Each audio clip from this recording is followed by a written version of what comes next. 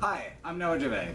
In this video we're going to be looking back at all three of the F.E.A.R. games and their many expansions and DLC. We're going to look at what they did right and everything they did wrong, which is a lot. But what they did right is pretty cool, so let's get into it. Time hasn't been as kind to F.E.A.R. as I think it should have been. When it was released, this awkwardly titled shooter was actually a groundbreaking technical achievement. As a piece of software, it's an enduring triumph. As a game, it's a damn good one. It's got some of the most visceral and exciting combat ever made for the PC, even a decade after release. Of course, F.E.A.R.'s iconic characteristic is that it's also a horror game, and the first of the series is remarkable for how well it balances horror elements within a game that is, at its heart, a straightforward combat shooter. Most of the time you spend with the game is using guns to shoot other men with guns, but that 15% of the time that the game is deliberately trying to scare you is enough to keep a player seriously off balance and wary the rest of the time. Like any good piece of horror media, F.E.A.R. ratchets up the tension slowly and relentlessly. It does it in a way that outwits its extremely silly setup. You're part of the First Encounter Assault Recon Team. F.E.A.R., get it? Which is like kind of a military police version of the X-Files. You play a guy named the Point Man, a newcomer to the squad. In the tradition of many shooters of the time, you have a silent protagonist, which works alright. It doesn't feel as meaningful as it is in Half-Life, but the plot is integrated within the game in a kind of minimal way. And having no real defining characteristics besides being exceptionally good at combat goes hand in hand with the game's stark and brutal tone. The setup continues like this. A cannibal psychopath in command of an army of psychically linked vat-grown clone soldiers has broken the bonds of his masters, the Armacam Corporation, and is systematically hunting down those responsible for something called Project Origin, with a heavily armed psychic clone army. Didn't you say this game was clever a minute ago, you ask? Well, I did, and let me tell you why. The clone army actually gives a great reason to be fighting through wave after wave of coordinated assaults from identical helmeted figures. This is a game from 2005. You're gonna get helmeted, indistinct guys either way, but here, at least, the game starts by acknowledging that and making an attempt to incorporate it into the story. More importantly, though, the clone soldiers actually seem to function like a coherent, coordinated group using a wide array of tactics like multiple flanking maneuvers, blind firing in ways that make environmental sense, and chattering to one another over the radio. This credible behavior was given even more depth by beautifully fluid animations and genuinely novel AI design. F.E.A.R.'s artificial intelligence is actually so groundbreaking that there's a 16-page MIT Media Lab article by Jeff Orkin, which he also presented at the 2006 Game Developers Conference, solely devoted to the game's unique advancements in AI. I've linked to it in the video description.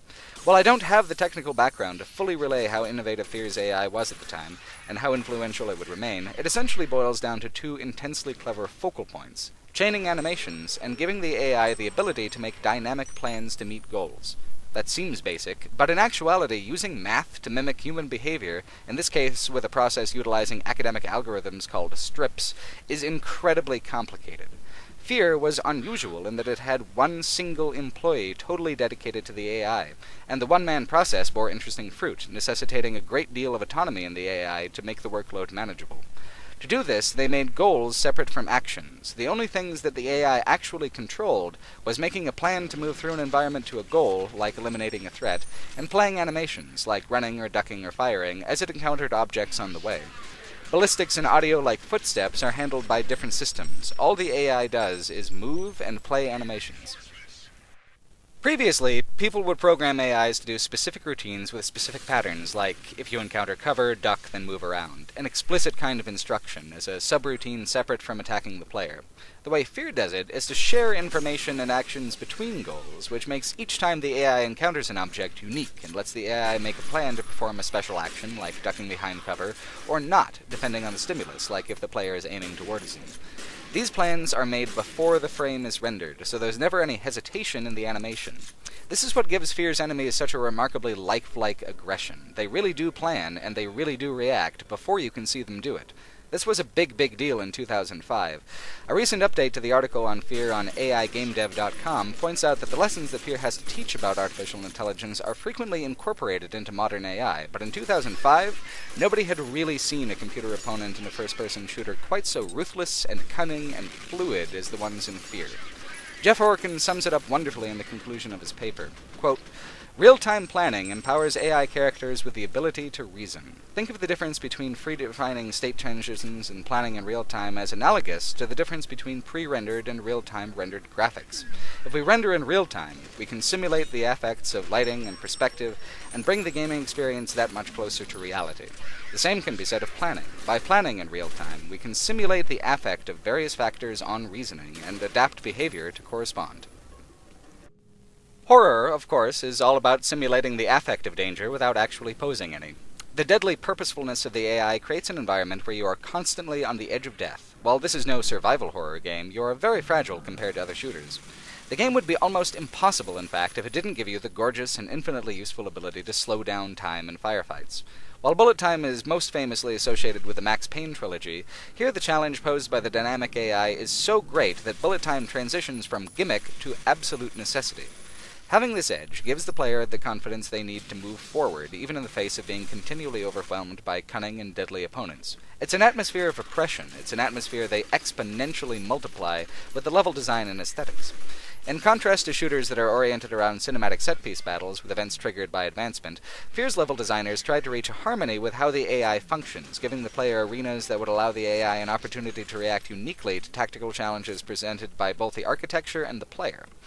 More recently, Alien Isolation was arranged like this, mimicking realistic architecture in appearance while providing a playground for the game's dynamic systems in function. F.E.A.R.s levels are unbelievably visually sparse as a kind of side consequence. To make it so that the artificial intelligence encountered no puzzling situations, everything was removed that might puzzle it.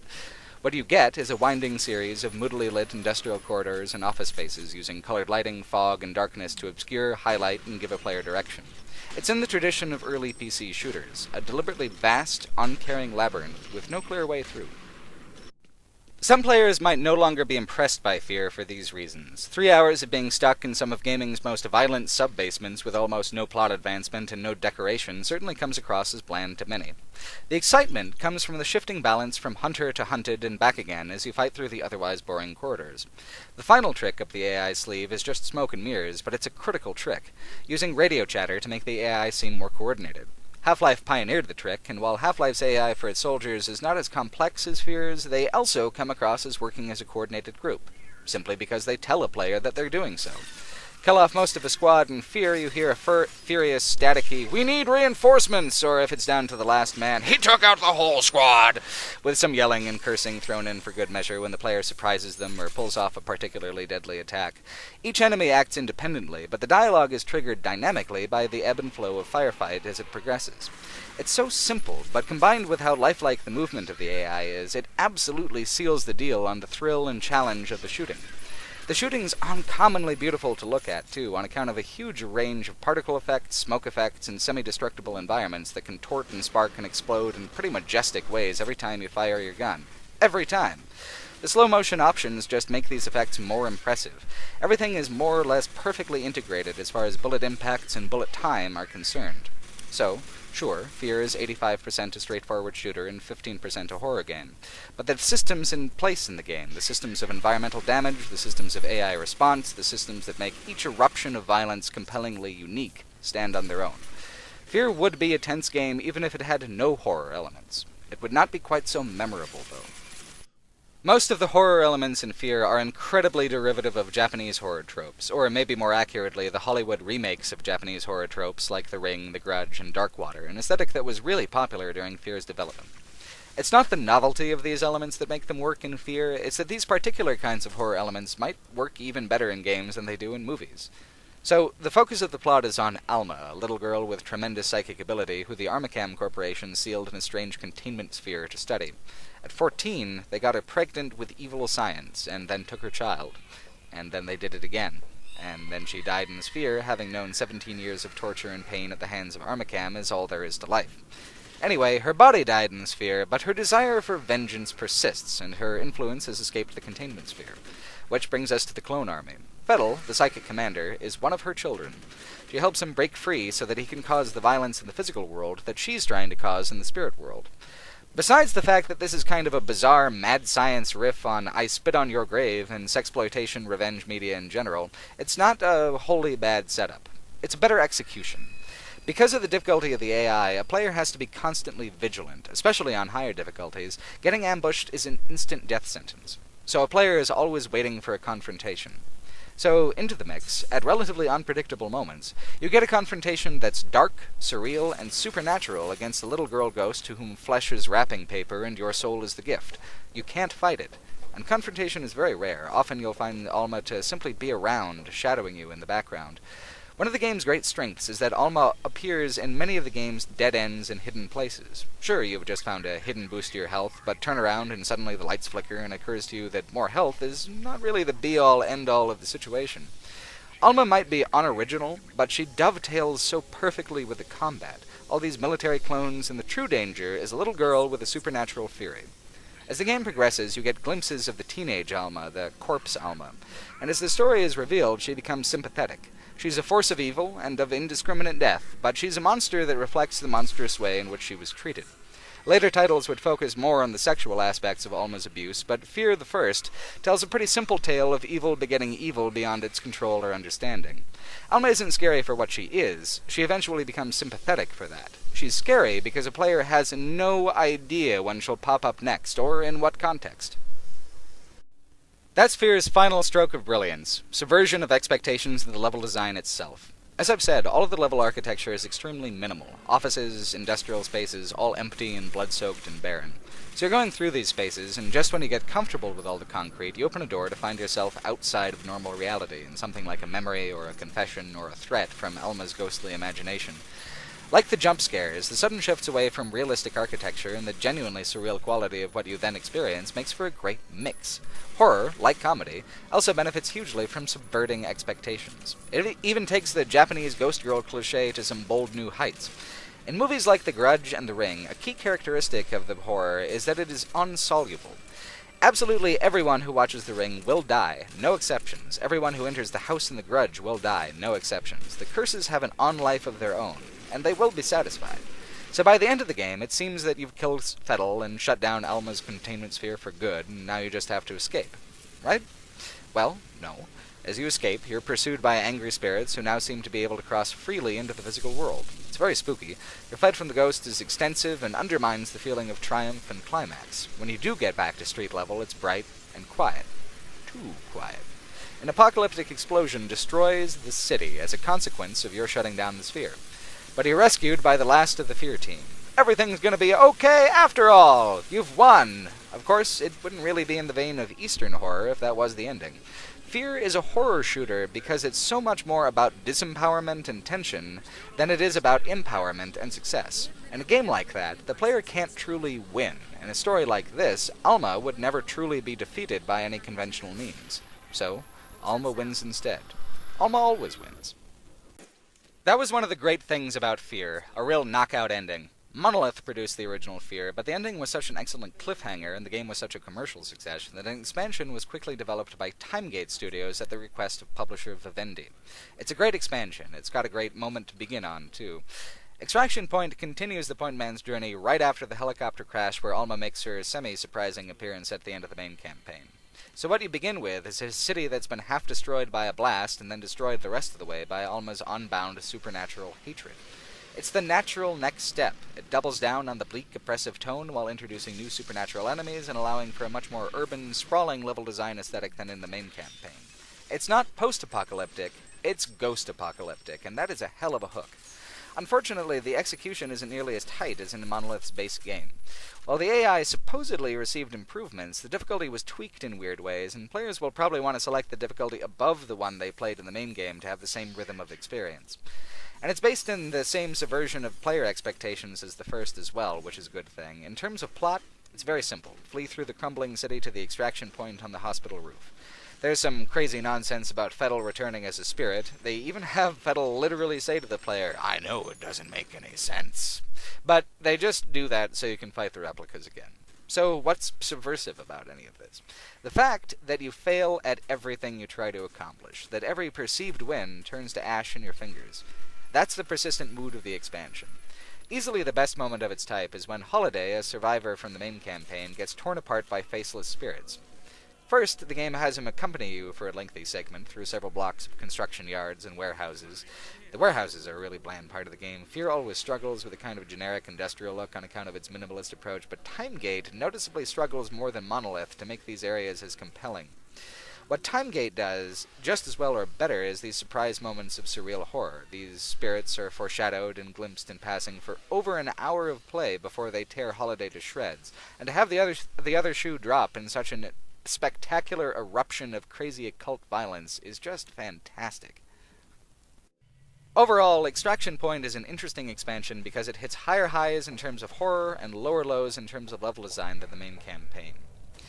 The new replica troops and mechs they introduce seem incredibly powerful and menacing, which underscores them as being monstrous even if they're not supernatural. The feeling comes through in the parking garage level where they introduce the heavy mech particularly. This massive, angry heap of metal and fire is just as monstrous as any supernatural demon, but it's a demon of Armacam's own creation, like Alma.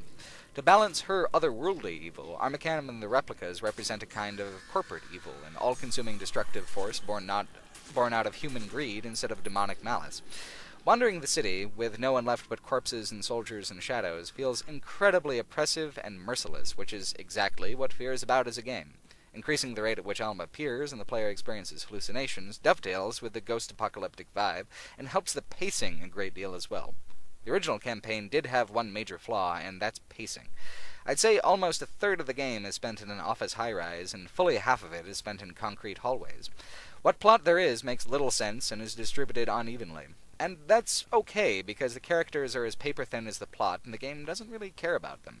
The game is all about atmosphere and player experience, and it is compellingly immersive without the story elements. In the original campaign, the murkiness and underwhelming presentation of the plot could tend to frustrate, and it sometimes feels like you're not making progress towards anything tangible. So Extraction Point offers a clear goal with an unclear path, blocking you with gameplay obstacles instead of plot ones. It's playing to its own strengths, and I like the expansion for that. And it just keeps on getting bleaker and bleaker. Things really ramp up once you finish a lengthy subway sequence and exit near the hospital. There's the aforementioned parking garage, and then you finally catch up with Jin Sun Quan, who is dead in a pool of her own blood, her camera flashing in the background, a reflection of the scene where she's photographing the corpses in an Armacam lobby back in the first game. Then things get really creepy. The F.E.A.R. franchise ends up making a person real tired of haunted hospitals, but Extraction Point's hospital is the best in the series. It's short, the ghosts are genuinely spooky, and it gets crazy at the end. After fighting your way to the basement, you suddenly find yourself lost in Alma's visions instead of the hospital itself. It's the lengthiest ghost maze in the franchise, and it's a real aesthetic triumph. At the end of it, the little girl version of Alma and the teenage corpse version unite in a big blue light. The visions disappear, the elevator to the roof comes back on, and at the top of the roof you have one last, delightfully difficult fight against the best that the replica forces have to throw at you. And still, with bullet time on your side, you triumph, and then you reach the helicopter, and it explodes. No escape, no relief, you are alone in the dead city forever. The camera pans out across the skyline as fires rage and Fettel mouths off about retaliation, not just on Armacam, but on the world. As the game's rubbed in over and over, there's nothing that a player can do about it. I think, in many ways, this is the note that F.E.A.R. should have ended on. It's the natural conclusion of the kind of unbound force of vengeance that they made Alma and Fettel out to be. They literally killed the entire living cast. It's a tidy end, and since Extraction Point is so uncommonly bleak for a game, it's a memorable end. But Monolith still had plans for a proper sequel, which would be published by Warner Brothers Games. Vivendi and Timegate, weirdly, decided that they would release one final expansion pack for the first F.E.A.R. before the reins went back to the original developer. A lot of people felt like the next expansion, Perseus Mandate, was a tired cash grab. I agree with that wholeheartedly. So why is Perseus Mandate so widely regarded as a flop? It's an overwhelmingly boring, mediocre game, sure, but it uses all of the same elements and graphical resources as the original game and Extraction Point, even the same kind of surreal supernatural detours. It even has new enemies and new weapons. Isn't that enough to make a good F.E.A.R. title? More of the same if it was working well before. Plus, it even bridges the time span of the main game and the expansion. In theory, there's nothing fundamentally wrong with Perseus Mandate. In execution, it seems to underline all the deficiencies that have been with F.E.A.R. from the beginning, without the saving grace of tension and carefully built atmosphere. Perseus Mandate begins about a third of the way through the first game, when Armacam security kill a hostage that the Point Man rescues. So they send a surprise, never-before-discussed second F.E.A.R. team, led by another time-slowing super soldier. take their word for it, you're a different character. So even though the player already knows the big plot twist, the upcoming blast that will destroy and consume the city, you still have to slog through wave after wave of soldiers, security guards, and light mechs in a progression of sewers and light industrial office parks and then an office building before something interesting happens. They're incredibly boring environments, made even more boring because they're so cheap. The environments look just terrible in Perseus Mandate, even compared to the original game and Extraction Point. Especially in the main game, the clever AI and the ways that level designers incorporated the AI's patterns into the levels was a powerful draw that kept interest up through the bland moments. Here, the artificial intelligence seems flattened, less lifelike. I suspect to make the elite versions of enemies seem smart by comparison, but I don't know. There's very little I can find about the production history of the expansion. But the 1-2 punch of environments more brown and bland and boring than ever, and an AI that does not even offer a compensatory challenge, is too much to salvage the experience of Perseus Mandate. It's not a fun game to play, it's not a compelling game to play. I still played it, and the lessons that it teaches say a lot about what would later happen to the franchise. Its primary problem, the problem that would cause the most harm to the series, is a focus on retelling the same story, Alma's origin story, over and over again with the assumption that the player is still interested. F.E.A.R. is a good horror game thanks to technical systems in the gameplay contributing to the mood of the aesthetic design. It's not a good horror game solely because of, hey, scary ghost girls. It's a good shooter because the AI is making a very serious effort to try and kill you. It's not solely because masked men with assault rifles are inherently awesome and cool. It's easy to see how this mistake was made, though. If you're not really a gamer, if you're an advertising guy, you look at F.E.A.R.'s popularity and think, oh, it's all these visual branding elements that people love, and then go on to talk about Alma and slow-mo and oh-so-awesome shooting stuff game. If you play a lot of shooters, you know what's really unique about F.E.A.R. is the amazing rhythm of play and ferocity of opposition. Extraction Point was a great expansion because it picked up right where F.E.A.R. left off in a hopeless situation that gets more hopeless. Perseus Mandate has more than an hour or two of outrageously bland shooting before it gets to the point. And here, where it does get to the point, it picks up. There's a long section through an underground old town following the blast that actually sets up its scares pretty good, and in general, the hallucinatory segments of Perseus Mandate are all well done. The problem is that Perseus Mandate telegraphs them in advance way too much. Rarely do they feel like a genuine surprise, or perhaps the tension just never reaches a point where a surprise is strongly felt. For example, there are floor ghosts now, and while that's kind of a good idea, they're only dangerous if you're not paying attention. Sometimes they put one down in a hallway where you can't avoid it, so you just equip the shotgun, pop the ghost in the face, and move on. Plus, the entire plot of Perseus Mandate is a bundle of dumb cliches they don't even bother to subvert through failure. Mercenaries are after Alma's DNA, and you have to beat them to it, so you do. There's even a traditional boss fight in a warehouse, about as boring a location and as boring a boss as you get. You know he's evil because he takes twice as long to kill and has bigger goggles than the other enemies. And then you get extracted by a helicopter. Successfully. There's the ghost of your former partner, who fades away slowly as your CO tells you that the guy would have been proud of you. How heartwarming! I really wish Perseus Mandate had had more than a couple ounces of creativity, because the original game is such a great platform and such a great formula for horror. But you have to understand the formula as being broader than insert ghosts and gore into tab A, guns and gore into slot B. F.E.A.R. 2 is helmed by the original developers, but with a new publisher, Warner Brothers Games. I don't know where the developer's original vision for the game ends and where the movie studio aesthetic begins, but F.E.A.R. 2 is a completely different kind of game than the first, with completely different values, despite trying to use all of the same elements of visual iconography and branding. I don't really know how to better describe F.E.A.R. 2 than to say it really is a Warner Brothers production. It's a cinematics shooter and not a systems-based one. It's got a bright color palette as opposed to the deliberately oppressive drabness of the first. It's got a heavy, deliberate pace of combat instead of a fast and frenetic one. It has more scare moments than ever before and fewer actual scares. Now, F.E.A.R. 2 is still a very fun game and a real winner in the level design department, but it has fundamentally no idea what was special about the first game and goes on to make mistakes that take it further and further from the success of the original. The distinction that most people draw between F.E.A.R. 1 and 2 is that the first is a PC shooter and the second is a console shooter. I agree, but what's that really mean? Well, it means the gameplay is balanced for slower aiming with a controller and balanced for difficulty to appeal to a wider range of players. They weren't wrong. F.E.A.R. 2 had very strong sales, but it sacrifices pretty much all of the elements that the original game uses to build tension, and the new things that F.E.A.R. 2 tries to replace it with works inconsistently at building tension. The most obvious problem is how bright the game is, how friendly the interface, how each enemy is color-coded by type and features neon colors on the goggles and helmet so you know exactly where to line up a headshot, and how they are literally highlighted in a luminescent glow when you activate slow motion. The rhythm of combat is much heavier and more deliberate this time around, too, with cover you can flip over and big, colorful weapons that do serious damage. There's not a lot of running around. If you can outsmart the first game, the second isn't really even interested in competing in terms of challenge.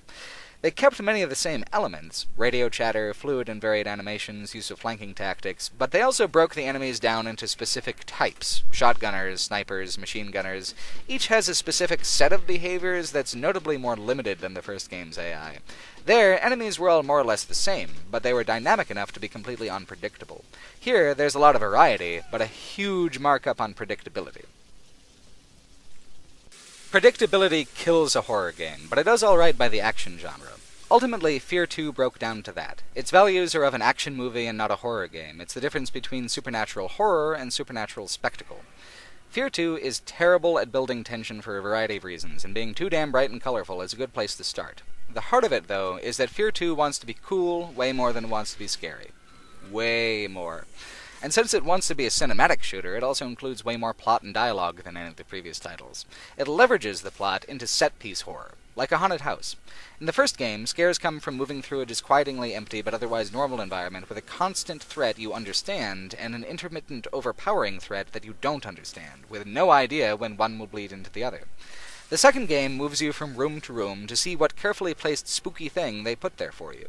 For a game as long as F.E.A.R. 2, not long by game standards, but really long by haunted house standards, the player's reaction changes from "ah" to "cool" to "eh" in pretty short order without any kind of dynamic element to keep the tension high. There's a couple exceptions to this in the game, the biggest of which being the elementary school level. Even people who hate the game frequently point out how good a level this is. It's the only level to hit the balance and rhythm of the original game, using a relentless assault from conventional enemies to force you through an environment containing deeper dangers and deeper mysteries. In some ways, it does even better than the original. The environments are comparatively gorgeous, and certain effects, like the rippling of school lockers and the flickering strobe-like movement of angry spirits alongside a more dynamic use of smoke and shadow, turn out just creepy as hell. There's a fight with a twisted monstrosity who you catch playing a piano, weirdly, madly. You hear the foreign music coming down the halls long before you reach him. It's well foreshadowed. And then the slow revelation that the students were being experimented on by Armacam without their consent. Meanwhile, you have heated firefights in school libraries and cheerful foyers, a juxtaposition that works so well with the violence. It's a well-thought-out, well-paced level. It uses all of F.E.A.R.'s branding elements in a way that supports the atmosphere and the gameplay. It's an idea that works, like the idea of a ghost apocalypse.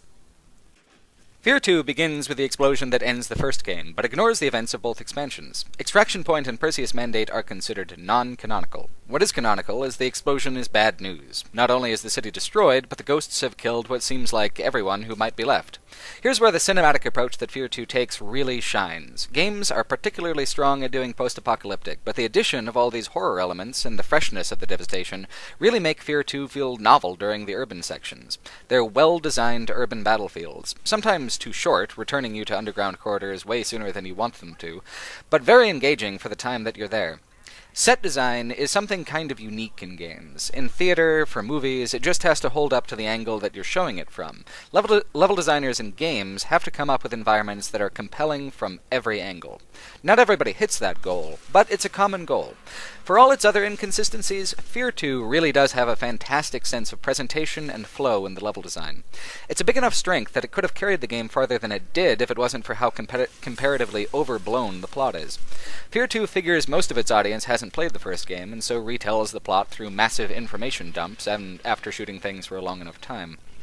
It's got logs and collectibles and intel lying around everywhere, eager to explain the gigantic heap of nonsense that is the F.E.A.R. 2 plot. You see, you're Delta Force, but you get deliberately captured and experimented on by Armacam, who are trying to replicate their success with the Point Man. The experiments are very evil and weird and involve neon green goop, the hallmark of serious science. The green goop gives you fantastic slow-motion powers, but also attracts Alma like a beacon. The hospital you find yourself in is actually an underground facility, isolated from the chaos above for days or maybe weeks after the blast, until Alma comes a-calling. Oh, and a corporate cleanup crew. Destroying an entire American city is apparently some kind of corporate liability, so Armacam Security is here to shut it all down. Meanwhile, a scientist who goes by the handle Snake Fist is trying to blow the lid off the whole thing. Meanwhile, you have to work off Snake Fist's information and use the psychic amplifier to go after Alma in her own shadowy world. This is kinda dumb, you say, and yes it is. And if it had been relegated to the background of the game, had been left vague, it would have worked out okay. But you can't have a cinematic, plot and character-driven game without making a big to-do about plot and character. F.E.A.R. 2's primary plot and character focus is on Alma, of course, but they use the character pretty differently. Because it's a sequel, there's really not much build-up. Alma's a deadly force of ghostly destruction from about 20 minutes in through the end of the game. And to accommodate all the series' newcomers, we learn her story all over again. The presentation, though, is flawed in the same way the rest of the game. It wants so hard for Alma's big moments to be cool that they never really manage to make them scary. And I mean, Alma's appearances are certainly cool, make no mistake, but she's part of the haunted house, a chainsaw with no chain, all the noise of the engine and no real bite. I still like these sequences. They add a lot of personality to the game, even where they add no tension, contributing to the two-star action movie feel, using the franchise's iconography to generally good effect. And that's the failure of the game as a sequel to the first. It's fun and thrilling and bright and eager, where it should be difficult and moody and dark and callous towards the player. I almost feel like it would have been better as some other game, not part of the F.E.A.R. franchise, but the strongest parts of the game are the ones that resonate with the rhythms and scares of the first, and the novel setting of the Ghost Apocalypse. And then there's the final level. The final level is doing its own thing entirely, and I don't quite know what to make of it. I don't think anybody can definitively say why they chose to do it this way. It begins straightforwardly. You reach the amplifier and are sent into the nightmare world from which Alma draws strength. It's wonderful and surreal. You fight shades of one of your former squad mates driven mad by jealousy. Yeah, jealousy. Alma doesn't want him. She wants you. For making a baby. And you're not saying no. You see, while your mind is having a wicked cool boss fight, your body is getting raped by an underage teenage ghost. I'm not interpreting this situation. This is explicit and canonical. It's what happens to the player. The amplifier was just a trap. Now, the surprise bad ending, it worked in the first game, it's a good idea. Ghost rape? Ghost rape is a pretty bad idea. The main thing that's weird about it, outside of what's obviously weird about it, is how Alma is alternately a little girl in a red dress or a naked corpse, and how the game deliberately makes her naked corpse character model a little more sensual and a little less monstrous, and then switches the horror from a girl seeking revenge on a world that abused her to, essentially, having Alma be this amazing supernatural pregnancy machine. Having psychic children was an injustice forced on Alma. It's one of the reasons for her revenge. It's not a superpower of some sort. Alma is evil, and in F.E.A.R. 2, her womanhood is part of what's supposed to make her evil. It's dumb, it's weird, and it seems like an incredibly twisted take on the common trope of rewarding the male protagonist with a girl at the end of the game. At the end of Extraction Point, Alma's revenge was infinite, and that was fantastic. In F.E.A.R. 2, Alma needs Player 1's baby-making bits to realize her revenge. Literally. It's like they polled 3 people about what's scary about Alma, and one person says because she's relentless, and the second person says because she's unpredictable, and then the third person says, I don't know, man, probably like ghost pussy? And then the producer points to respondent number 3 and says, this guy gets it. There's a DLC for F.E.A.R. 2, weirdly enough, and the DLC is actually a distillation of everything they did do right with F.E.A.R. 2. Reborn is a bridge between the plots of F.E.A.R. 2 and F.E.A.R. 3, for all the good that does. The DLC itself, though, is something kind of special, and it really surprised me with its quality. In it, you play a numbered replica soldier, descending to cause further havoc on the city's skyline. It's a weak start, an overpowered mech segment across a rooftop construction zone. So much of F.E.A.R. is construction zones and hospitals, it's frustrating. But once that's over, a neighboring skyscraper topples over, and you race across the destruction to activate some kind of transmitter. So far, so generic. The transmitter, however, gives Fiddle's unbound spirit away into your mind, and he grants you F.E.A.R.'s iconic slow-motion ability in exchange for your unyielding devotion and the death of your squad mates. Then it's a protracted and spectacular fight to the epicenter of the explosion, back to where Fiddle is still trapped. Reborn takes the time to showcase pretty much every enemy type and variety of encounter in the game in rapid succession and lovingly crafted detail. The aesthetics of the level design are top-notch as well. Overall, the DLC feels like a labor of love by a design team that's had time to reflect on the strengths of their creation. It's priced terribly at $10 for DLC for a game from 2009, but I suspect they figured only a completionist would play this, and a completionist can easily be separated from $10. I think that's kept a lot of people away from this DLC, and why I never hear it talked about. That's a shame, though. This is a sharp package. Trying to navigate an overturned skyscraper, crumpled and slumped against another, is fantastically disorienting. I've never really seen anything quite like it, and I play a lot of first-person games. And the ghostly devastation has never looked better, particularly as you approach the epicenter. The scale of the supernatural apocalypse Alma becomes excitingly clear. The short length of the campaign, the intensity of the firefights, the wild, freewheeling variety of encounters, it's all a lot of fun, and fun is ultimately what F.E.A.R. 2 was best at. Even the things that could have been played off as scary are played off as moodily cool here in Reborn.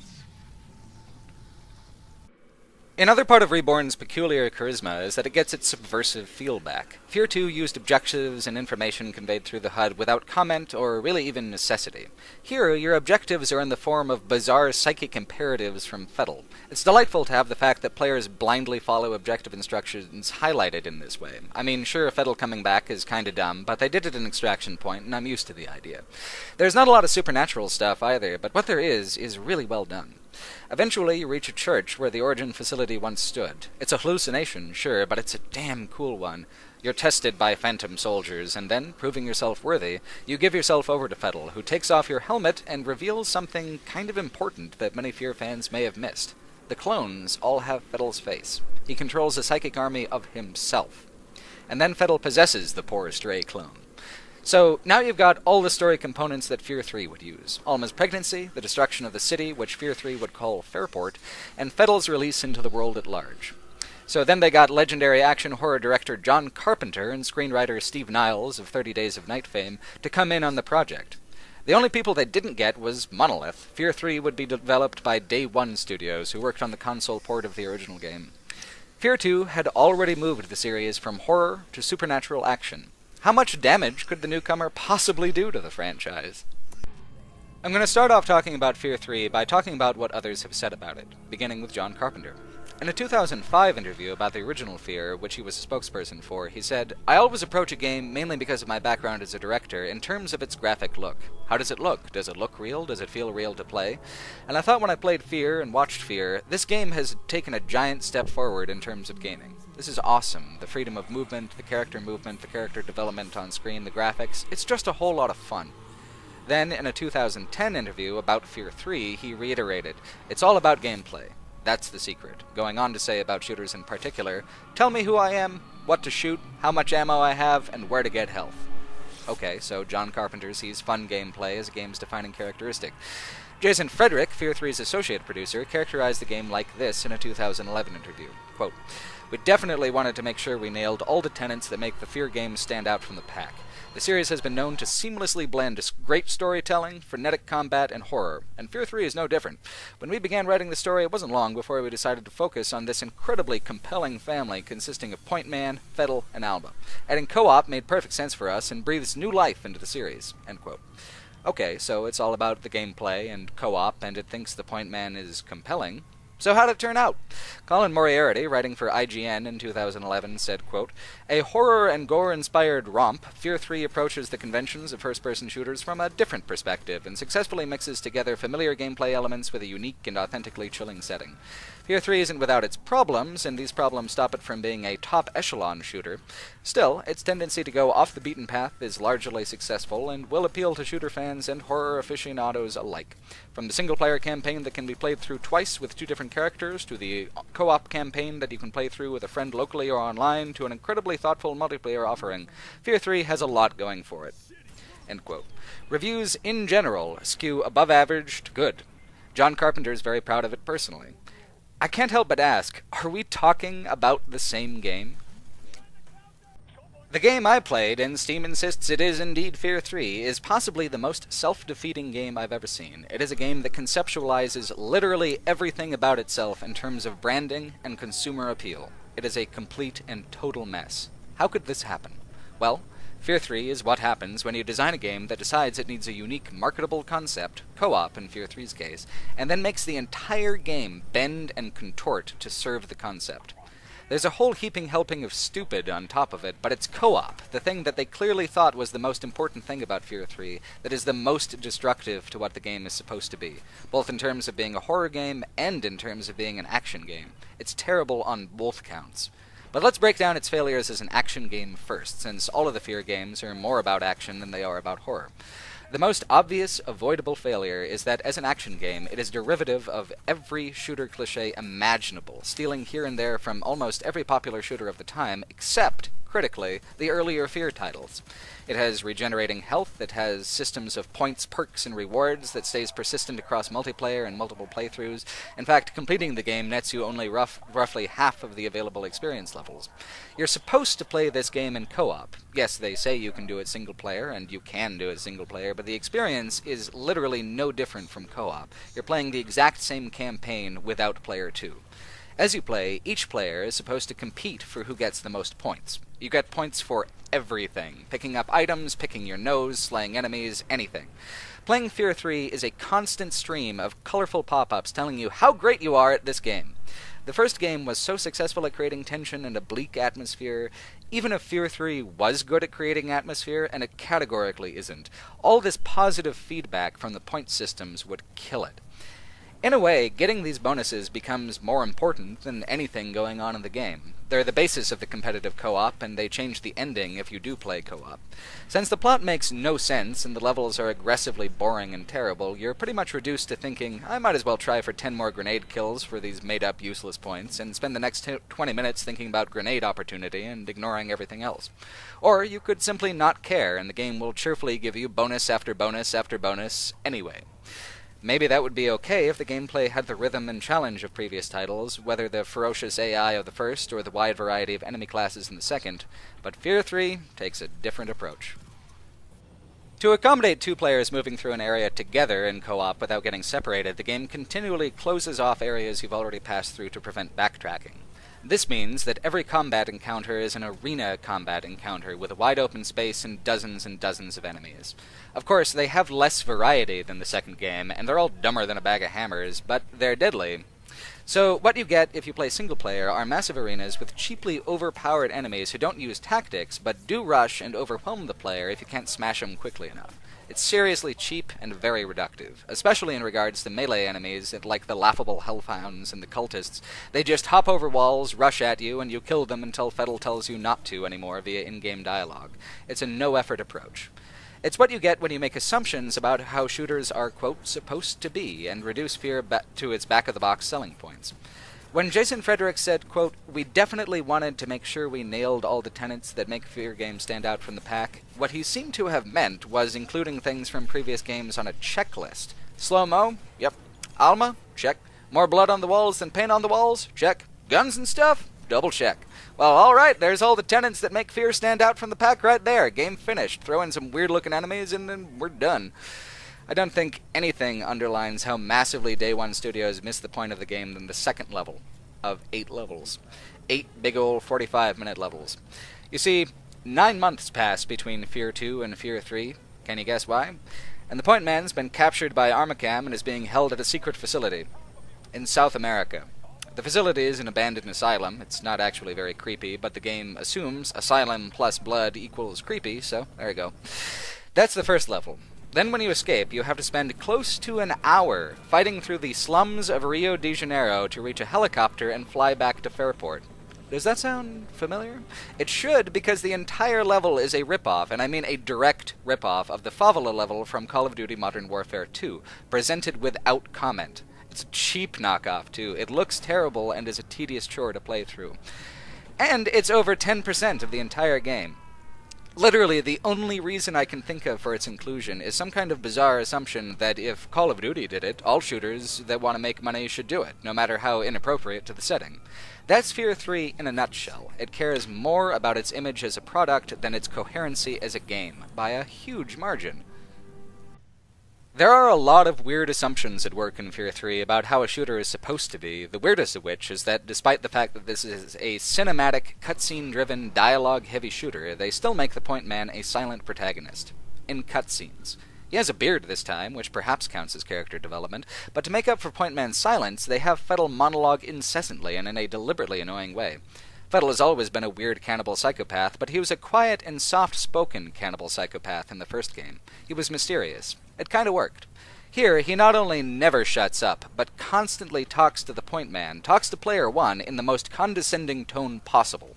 I'm not completely sure, but I think Fettel in F.E.A.R. 3 might be the single most dislikable character I've ever seen in a game, not because of who he is, or what he does, but because literally every line of dialogue sounds like a teenager trying to think of what a super edgy ghost genius might say, and then a voice actor hamming the lines up so much I wouldn't be surprised if a corkscrew tail spontaneously erupted from his backside during recording. It's awful. I cannot complain enough about the way they chose to write and present Fettel, and all of it because of the goddamn co-op. Two brothers, one good, one evil. Who will triumph? Won't that look great in the press release? John Carpenter said that writing for a silent protagonist was a challenge, and he was happy with how it turned out. But why did he even bother retaining that detail? Literally everything but the branding is different from previous titles.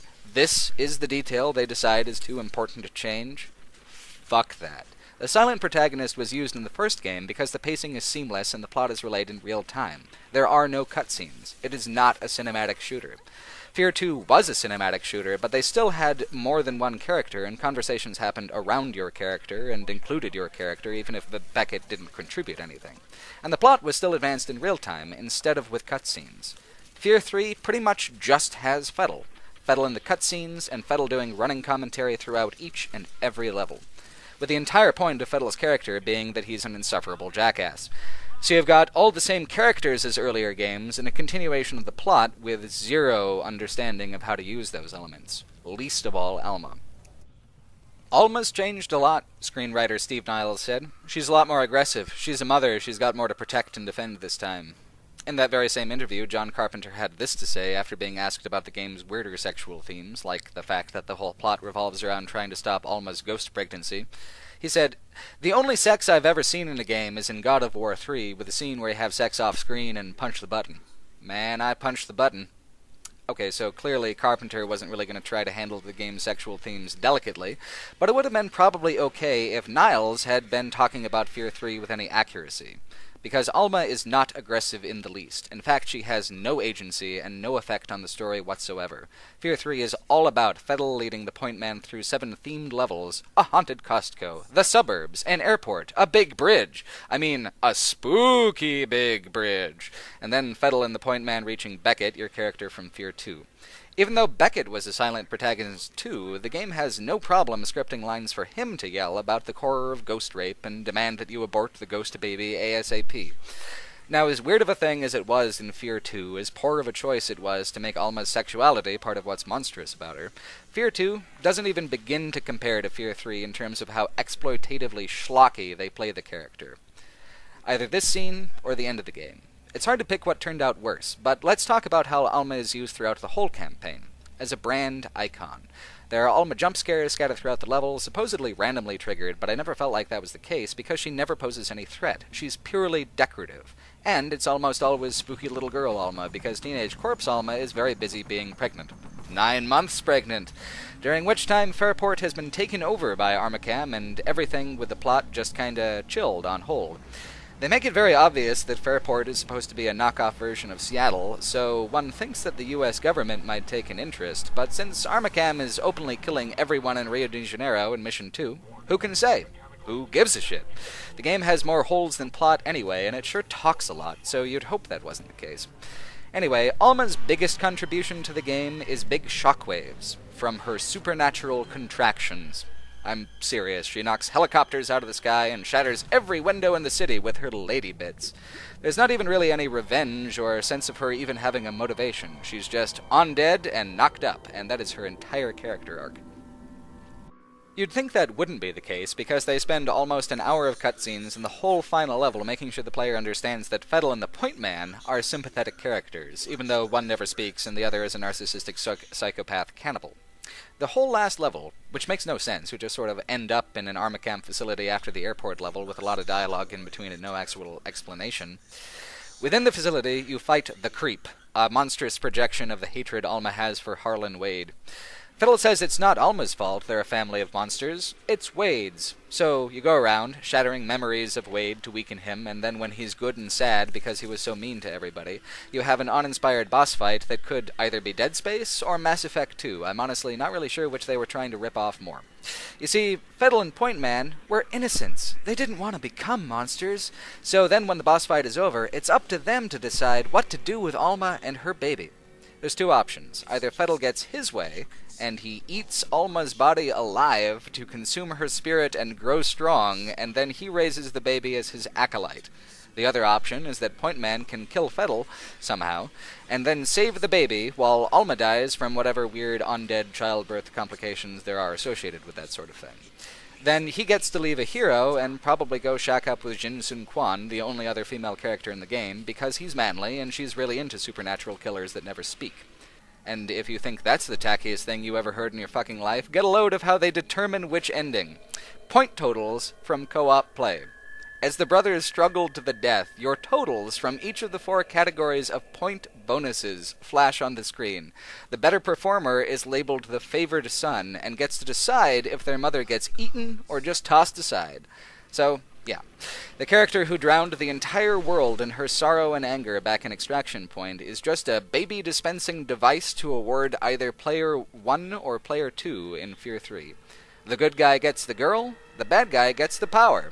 People talk a lot about sexism in games, and there's a lot of people that say as a counter-argument, I have never seen misogyny in a game. How dare you make such an accusation? Well, here you go, buddy.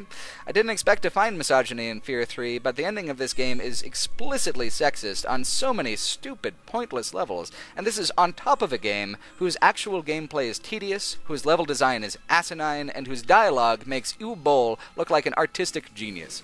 I would rather watch Alone in the Dark starring Christian Slater than play this game again. That's how terrible it is. It is awful, derivative, and insulting at every turn. I don't need to call this game sexist to say it's terrible, but its sexism is just one more layer of terrible bullshit on top of the mountain of shit that is F.E.A.R. 3. It didn't kill the franchise, though. The free-to-play multiplayer release did. Did you even know there was a 4th F.E.A.R. title? It's F.E.A.R. Online, a Korean-developed free-to-play multiplayer title that I cannot even find reviews for. I have never heard it discussed. No one seems to care about it. Since Reborn, the DLC for F.E.A.R. 2, was such a pleasant surprise, I thought, maybe F.E.A.R. Online is a real joy. Well, there's only one positive review on the first page of Steam Reviews. It reads, "Uninstall works." It's all the review I think anyone needs of the game. It's the game's only positive aspect. Everything else is a tangle of disconnected bullshit so bizarre that it not only fails as a game, it fails as software. It has several tutorials, none of them illuminating. None of the game modes are explained. It says you can do some things in single player, but you can't. You literally can't. Everything that resembles a linear plot mission, and there are only 3 such missions, are only available as cooperative multiplayer, and are only playable, like really playable, with a 4-person party. Its AI is the dumbest yet. It just spawns and spawns and spawns, and the enemies march forward towards you, and sometimes when you don't kill them fast enough, they overwhelm you and you die. It's all about numbers. Of course, you have to play hours of this game and win missions to unlock new weapons to make this process easier, unless you want to pay cash money for pretend weapons in this terrible game, which some people, from what I saw, do. I categorically do not understand the free-to-play mindset. It drives me crazy to have games that are designed from the inside out to be too annoying to play unless you pony up some cash. And then people whip out their wallets anyway and say, well, okay, pal, but only if it lets me win every time. F.E.A.R. Online is probably the most janky, broken shooter I've played in ages. It uses the same game engine and the same graphical resources as F.E.A.R. 2 back in 2009, except it never even looks half as good as F.E.A.R. 2, even when they're recycling the exact same environments. The dialogue, what dialogue there is in broken English and is basically a jumble of franchise keywords. It is explicitly what F.E.A.R. 3 took some looking at to reveal. The only things that matter to the game about F.E.A.R. are the branding elements. It doesn't care about the technology F.E.A.R. pioneered, it doesn't care about the atmosphere F.E.A.R. mastered, it doesn't care about the graphics F.E.A.R. pushed. The second game might not have been as good a game as the first, but it was still a competent and enjoyable action title. F.E.A.R. 3, at least, was a stable piece of software. It looked okay, and it didn't crash. F.E.A.R. Online is worthless, literally and figuratively. And what would even be left for the franchise to move forward with if they wanted to move forward from F.E.A.R. Online? Alma, the series icon, is fully dead in both endings of F.E.A.R. 3. Consumers no longer associate the F.E.A.R. franchise with quality of any kind. Point Man isn't even a character, and Fettel just sucks. It's ironic that a recurring theme of the F.E.A.R. games is that greed will kill, and damned if that isn't exactly what happened to the franchise. It commercialized itself to death. It paved the way for other horror titles that take its place with the technologies it pioneered and the presentation techniques it showcased, but increasingly, F.E.A.R. is a forgotten franchise. And I think that's kinda too bad, because for all the franchise's many, many failings and missteps, there's still something irresistibly charismatic about its balance of elements. But if it doesn't have the balance, it doesn't have the charm, and these last two titles are some charmless shit heaps. Still though, is it a series worth playing? I'd say yes. The things the first two games do well are done very well, and many of the things about F.E.A.R. are done uniquely in the games. And I had a ton of fun, for not a lot of money, which I say is pretty damn worth it. Thanks for watching. This video is supported by crowdfunding through Patreon. I'd like to thank some patrons who are currently donating $10 a month or more. They would include Cassie Bayer, Christian Zacharianson, Soe Sheik, Pat Hay, Yuri Petnez, White Zero, Espen Steinsnes, Irvin, William Kreusch, Joshua Hartnett, Oliver Handliken, Joe Wolf, Kimmo Heikkinen, Stephen Person, Richard Stevenson, Jonas Neefs, Hakan Sealeolu, Jonas Rock, Stephen Lark, Preston Allen, Daniel Zooks, Signe Jensen, Ken Young, Dalton Seiler, Nobody, Jonathan Fleichener, Sil, Sangusta, Ryan Gunst, Brad Wallace, Connor Biblo, Kumarin Villalu, Chocolate Cake, Annax of Rhodes, Niels Bachfrummer, Spire Sideris, Kevin DeBolt, Rob Clark, Matthew Lagden, Harley McElroy, Valentine Selesnyov, Jared Liebmiller, Michael Gillis, Brandon, Carl Gleason, Tim Marsh, Richard Williams, Jack Point, and Tizer Vicarian. And thanks to everyone else who currently donates to me on Patreon. Thanks to everybody. I was actually recently able to leave the pizzeria that I worked at for 4.5 years. I'm doing this full time now. I hope you enjoy. Thanks for watching again. 5. Nobody had really seen a computer opponent in a first-person shooter quite so ruthless and cunning and fluid as the ones in F.E.A.R. Jeff Orkin sums it up wonderfully in the conclusion of his paper. Quote, "Real-time planning empowers AI characters with the ability to reason. Think of the difference between free-defining state transitions and planning in real time as analogous to the difference between pre-rendered and real-time rendered graphics. If we render in real time, we can simulate the effects of lighting and perspective and bring the gaming experience that much closer to reality. The same can be said of planning. By planning in real time, we can simulate the affect of various factors on reasoning and adapt behavior to correspond." Horror, of course, is all about simulating the affect of danger without actually posing any. The deadly purposefulness of the AI creates an environment where you are constantly on the edge of death. While this is no survival horror game, you are very fragile compared to other shooters. The game would be almost impossible, in fact, if it didn't give you the gorgeous and infinitely useful ability to slow down time in firefights. While bullet time is most famously associated with the Max Payne trilogy, here the challenge posed by the dynamic AI is so great that bullet time transitions from gimmick to absolute necessity. Having this edge gives the player the confidence they need to move forward, even in the face of being continually overwhelmed by cunning and deadly opponents. It's an atmosphere of oppression. It's an atmosphere they exponentially multiply with the level design and aesthetics. In contrast to shooters that are oriented around cinematic set-piece battles with events triggered by advancement, F.E.A.R.s level designers tried to reach a harmony with how the AI functions, giving the player arenas that would allow the AI an opportunity to react uniquely. Come on, let's go down. Everybody's waiting for us down at the ghost town.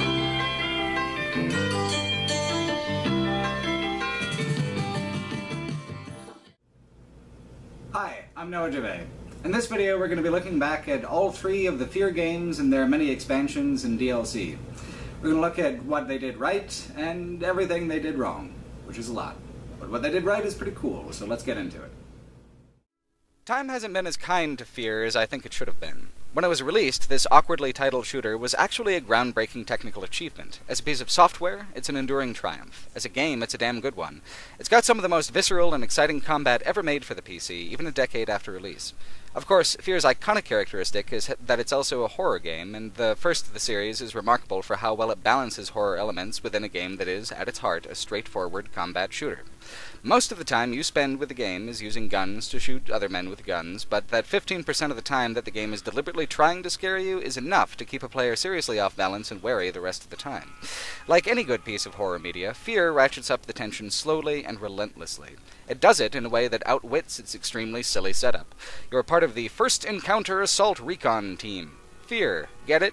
Which is like kind of a military police version of the X-Files. You play a guy named the Point Man, a newcomer to the squad. In the tradition of many shooters of the time, you have a silent protagonist, which works alright. It doesn't feel as meaningful as it is in Half-Life, but the plot is plans to meet goals. That seems basic, but in actuality, using math to mimic human behavior, in this case with a process utilizing academic algorithms called strips, is incredibly complicated. F.E.A.R. was unusual in that it had one single employee totally dedicated to the AI, and the one-man process bore interesting fruit, necessitating a great deal of autonomy in the AI to make the workload manageable. To do this, they made goals separate from actions. The only things that the AI actually controlled was making a plan to move through an environment to a goal, like eliminating a threat, and playing animations, like running or ducking or firing, as it encountered objects on the way.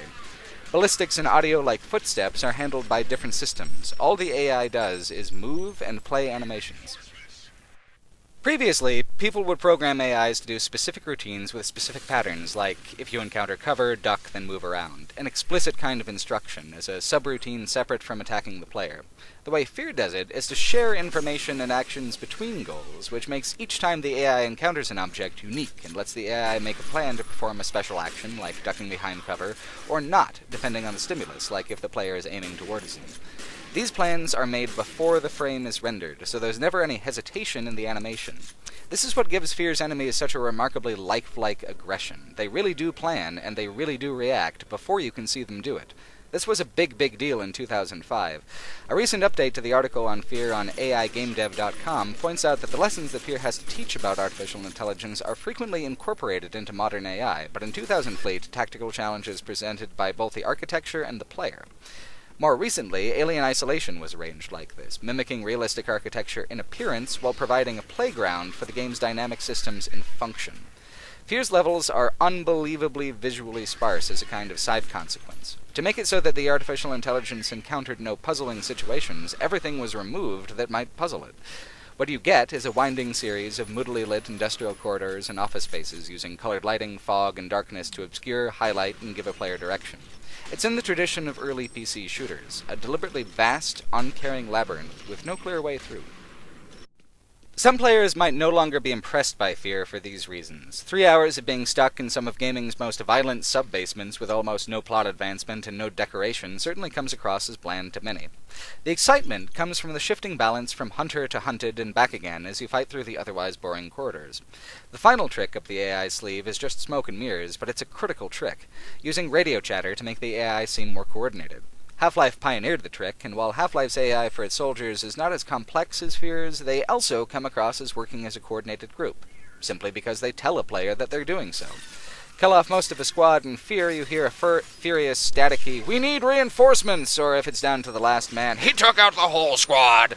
with some yelling and cursing thrown in for good measure when the player surprises them or pulls off a particularly deadly attack.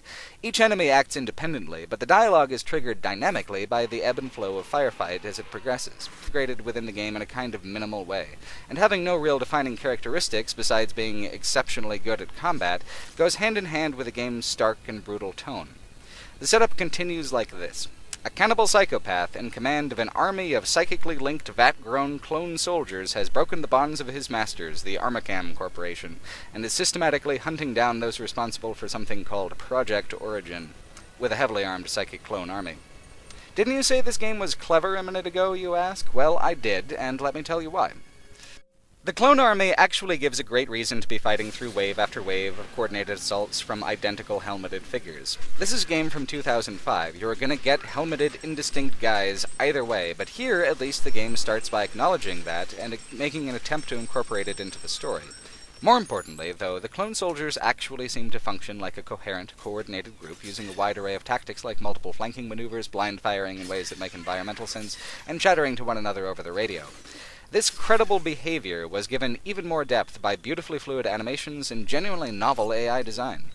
F.E.A.R.'s artificial intelligence is actually so groundbreaking that there's a 16-page MIT Media Lab article by Jeff Orkin, which he also presented at the 2006 Game Developers Conference, solely devoted to the game's unique advancements in AI. I've linked to it in the video description.